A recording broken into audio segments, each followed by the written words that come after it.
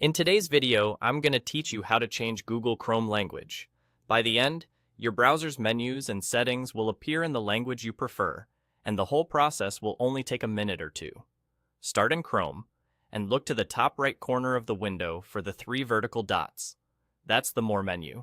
Click it, then choose Settings. On the left side of the Settings page, find and open the Language section. This is where Chrome manages the languages it can display, and it's the control center for what you'll see throughout the browser. If the language you want isn't already listed, add it now. Click Add Languages, use the search box to find the language you want, check the box next to it, and click Add. The language you selected will appear in your preferred list. If you notice multiple versions of a language, pick the one that matches the region or variant you use most, since that can influence spelling and certain interface terms. With your language added, look at the entry in the list and click the three dots to the right of it. Choose Display. Google Chrome in this language. This option tells Chrome to use that language for all its menus, settings, and prompts. It affects the browser interface itself, not the content of every website you visit.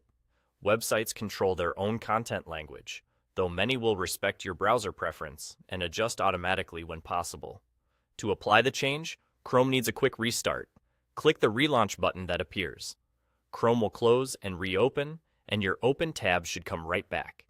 If you were in the middle of typing something on a page, it's a good idea to save your work first, just in case the site doesn't preserve what you entered.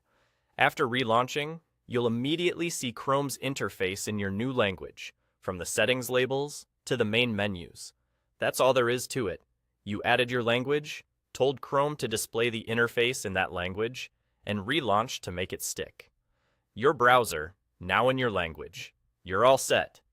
If you ever want to switch again, return to the same language section in Settings and choose another option from your list, then relaunch.